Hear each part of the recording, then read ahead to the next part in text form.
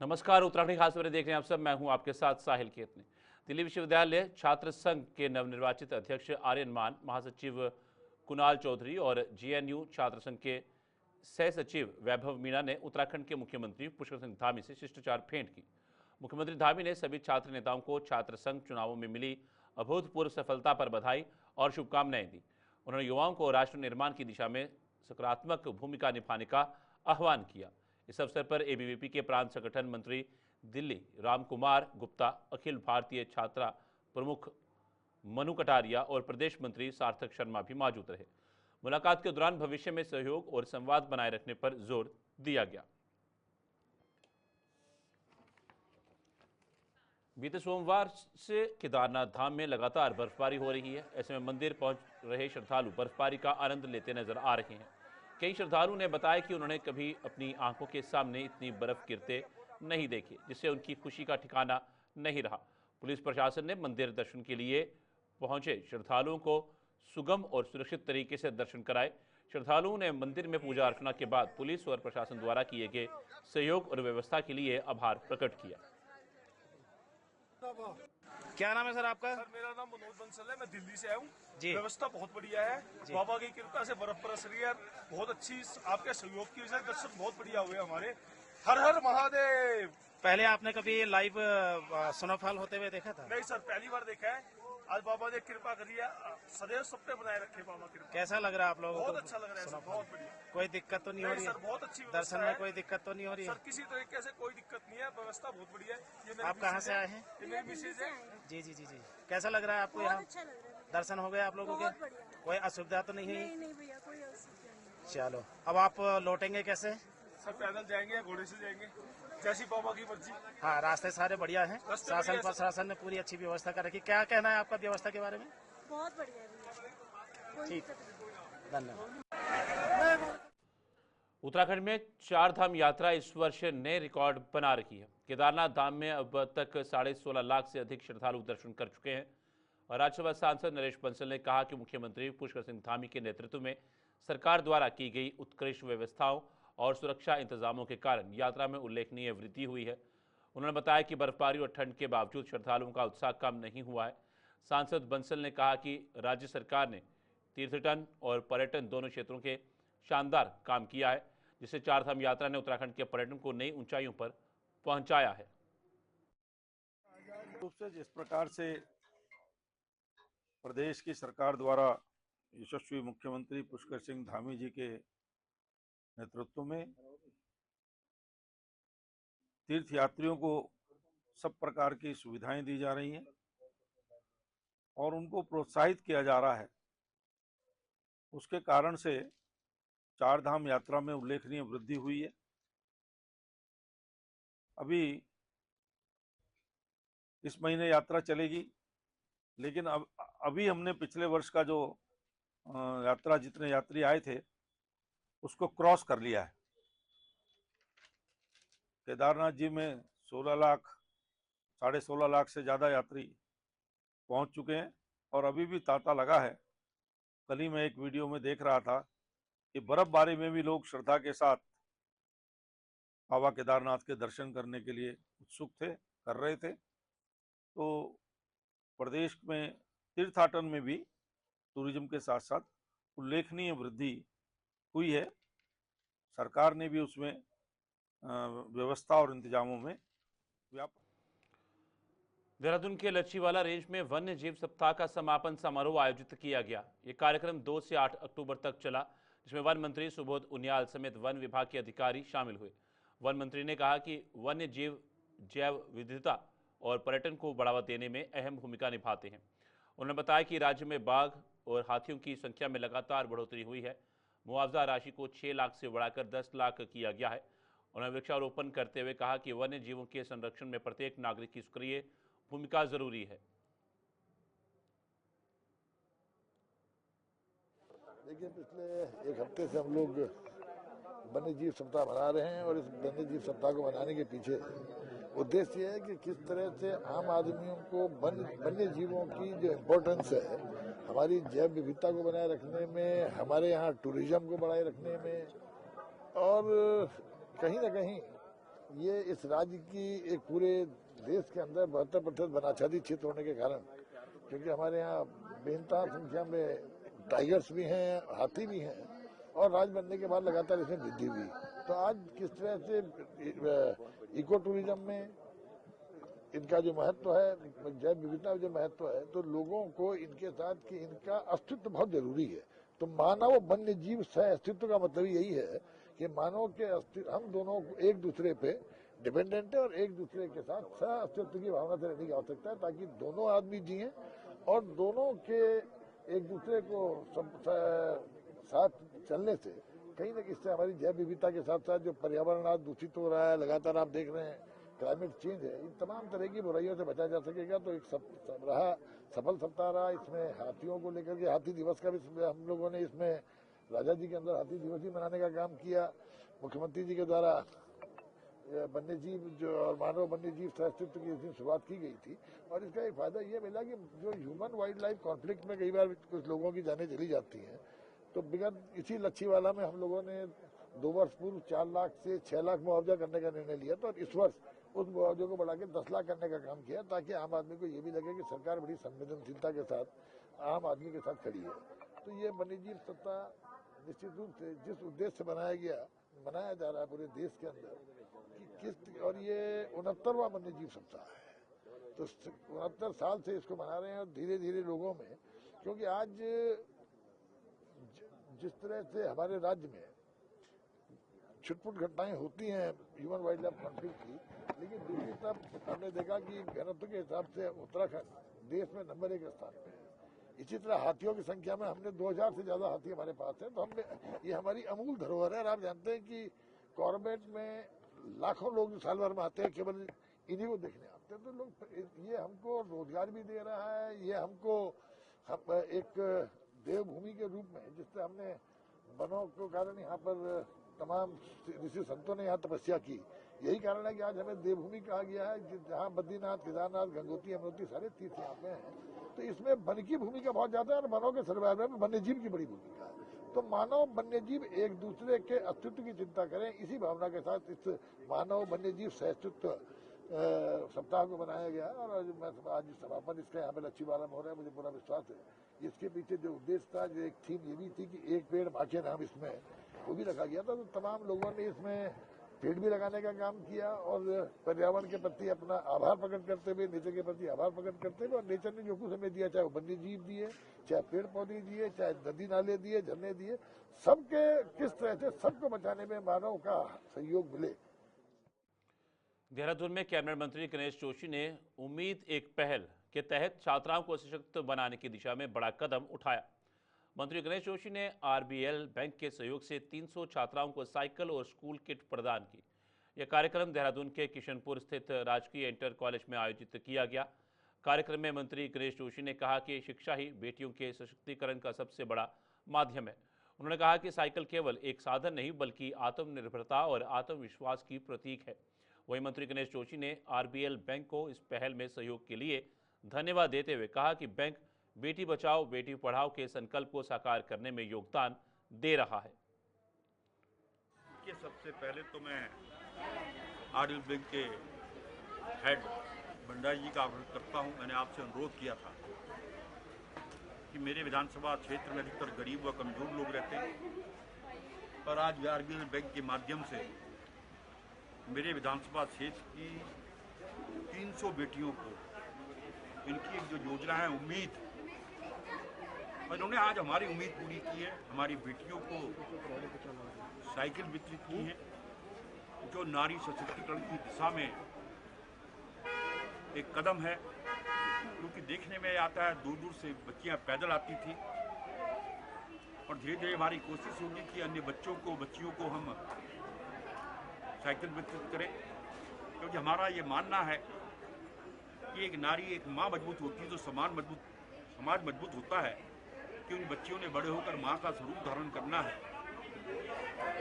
तो उस दिशा में हमारी चाहे दिल्ली की मोदी सरकार हो, चाहे प्रदेश की धामी सरकार हो, इसके लिए हम काम कर रहे हैं। और मैंने यहाँ सुनिश्चित करने के लिए कहा है कि मेरी विधानसभा के क्षेत्र के अंदर जो मैंने पहले घोषणा की थी कि कोई बच्चा जमीन पर नहीं बैठेगा, वो पूरी हो चुकी है।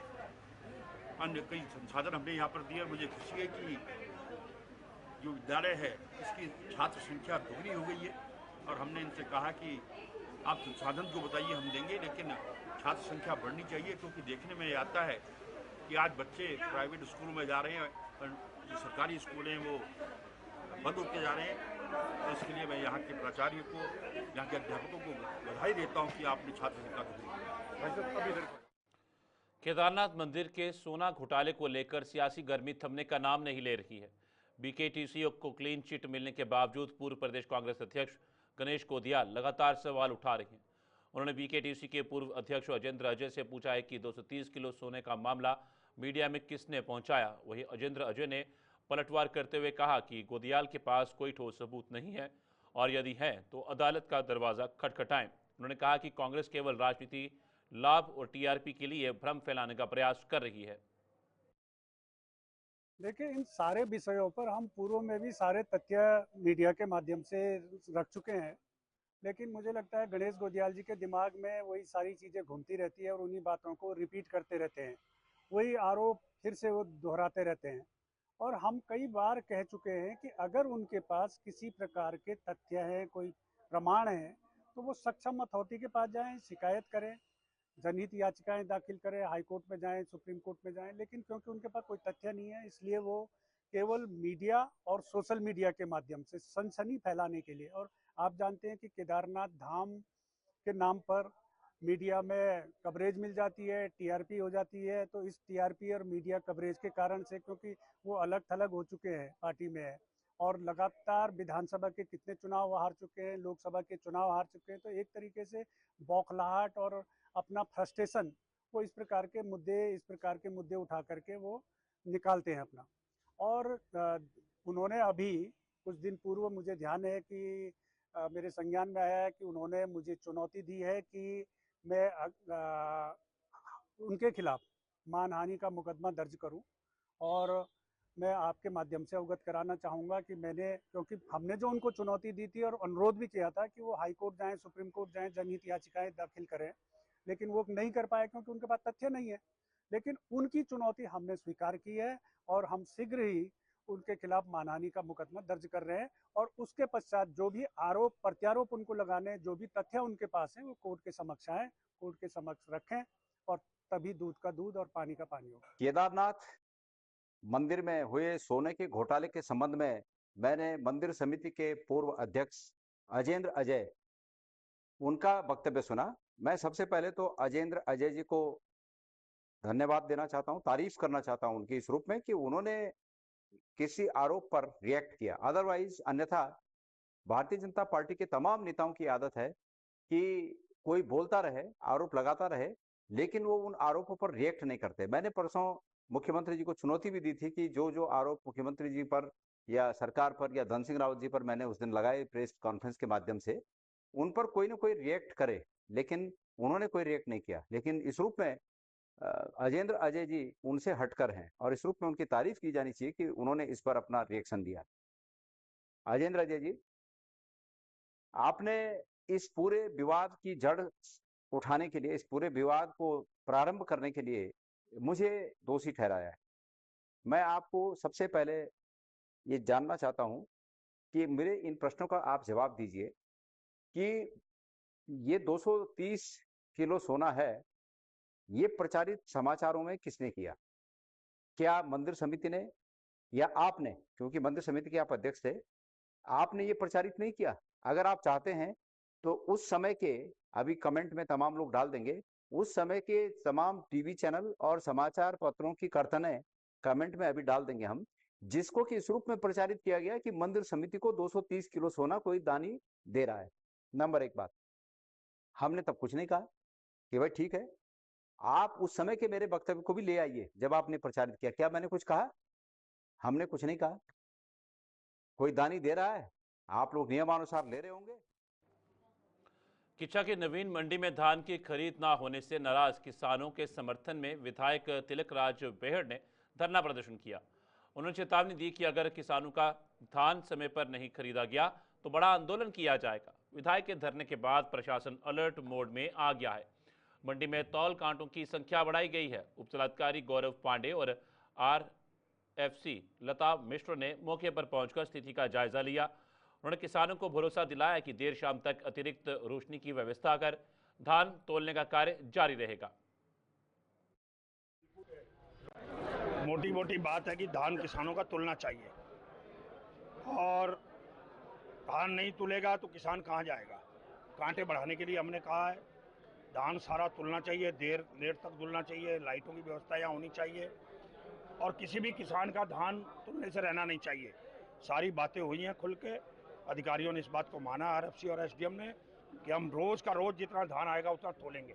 और मैं भी रोजाना चक्कर लगाऊंगा यहाँ पे, रात को भी देखेंगे हम आके कि धान तुल रहा है नहीं। धान की अगर तोल बंद हुई, लेट आवर्स भी अगर धान है तो तोलना पड़ेगा। तो इसकी बातचीत हुई है और इन्होंने सकारात्मक कहा है कि हम सब काम को करें। किसान हमारे लिए पहले है देश में, और अन्नदाता हमारा भूखा रहेगा।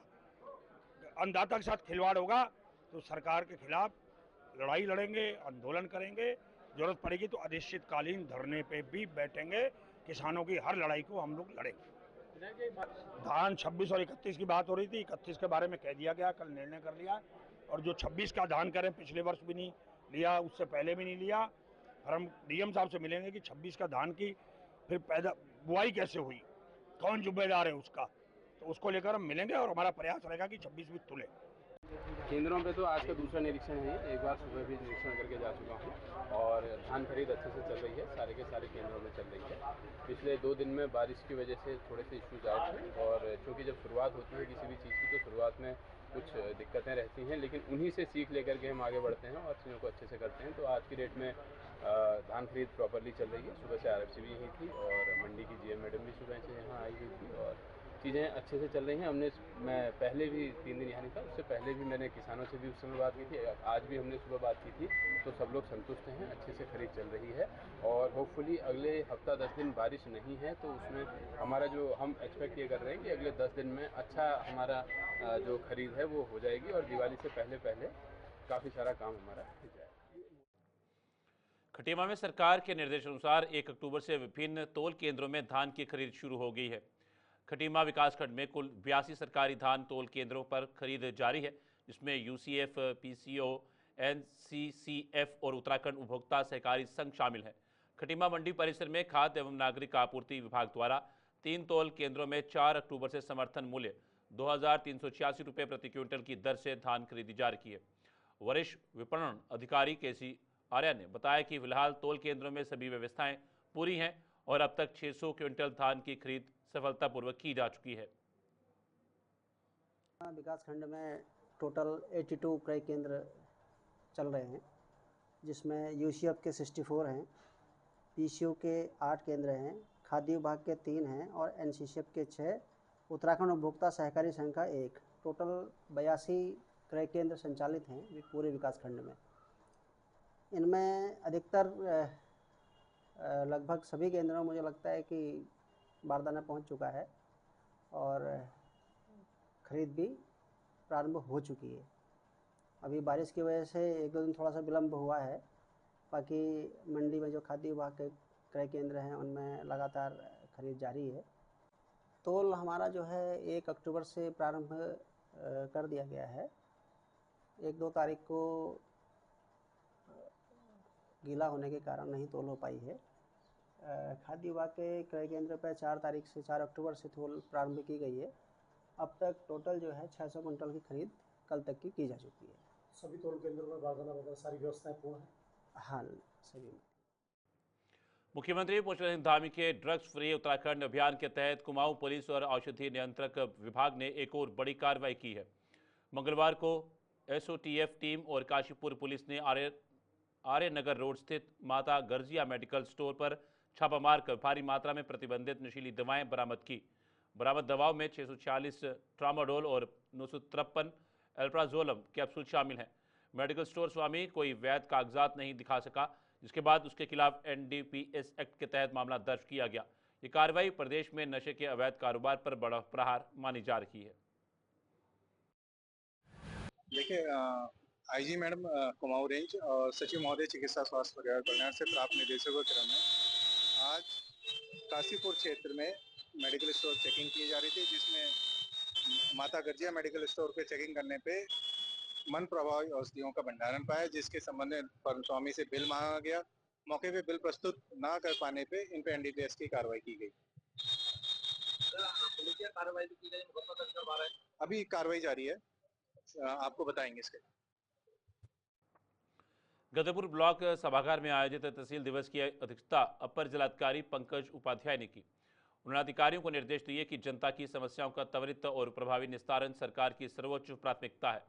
एडीएम ने कहा कि तहसील दिवस में प्राप्त शिकायतों को गंभीरता से लेते हुए निर्धारित समय सीमा में समाधान सुनिश्चित किया जाए और सभी निस्तारण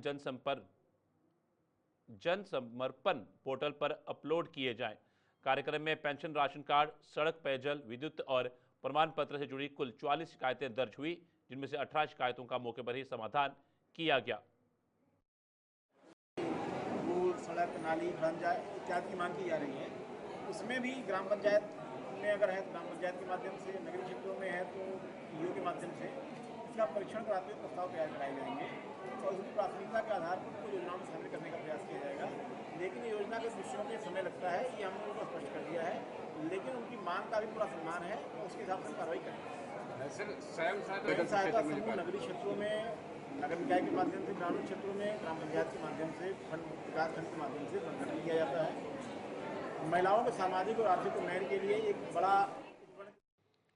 हरिद्वार में सड़क दुर्घटनाओं से होने वाली मौतों को कम करने के उद्देश्य से परिवहन विभाग ने नो हेलमेट नो पेट्रोल अभियान शुरू किया है। इस अभियान के तहत आरटीओ हरिद्वार और उनकी टीम ने यातायात पुलिस के सहयोग से शहर के विभिन्न पेट्रोल पंपों पर बैनर लगाए और लोगों को हेलमेट के महत्व के बारे में जागरूक किया। अधिकारियों ने स्पष्ट किया कि अब बिना हेलमेट पेट्रोल नहीं मिलेगा। दोपहिया वाहन चालक और पीछे बैठने वाले दोनों को हेलमेट पहनना अनिवार्य होगा। ये कदम सड़क सुरक्षा को बढ़ावा देने और गंभीर सिर की चोटों को रोकने के लिए उठाया गया है। जिलाधिकारी महोदय के सख्त निर्देश हैं कि बिना हेलमेट चलने वाले वाहनों पर सख्त कार्यवाही की जाए। उसी के परिप्रेक्ष्य में हमने अभी पूर्व में परिवहन विभाग द्वारा पेट्रोल पंप पर एक कार्यवाही शुरू की गई थी कि नो हेलमेट नो फ्यूल। अगर आपने हेलमेट नहीं लगाया आपको फ्यूल नहीं मिलेगा। उसी के क्रम में हम अलग अलग पेट्रोल पंप पर जाकर जागरूकता अभियान लगा रहे हैं और जो हमारी टीम्स हैं वहाँ पर लोगों को निर्देशित कर रही हैं। कल यातायात पुलिस के द्वारा भी हमारा सहयोग प्रदान किया गया है और अब यातायात पुलिस भी जो भी पेट्रोल पंप पर सख्त निगरानी कर रही है। लोगों को अभी हम समझा रहे हैं कि आप लोग हेलमेट लगाएं, क्योंकि अधिकतर दुर्घटनाओं में हेलमेट ना होने के कारण मृत्यु दर की संभावना अधिक रहती है। तो हमारी लोगों से यही अपील है कि प्लीज़ आप लोग हेलमेट लगाएं, अपने लिए लगाएं, अपने परिवार के लिए लगाएं। यही हम सबसे अपील करते हैं। उत्तराखंड खास खबर में फिलहाल इतना ही। दीजिए इजाजत, नमस्कार।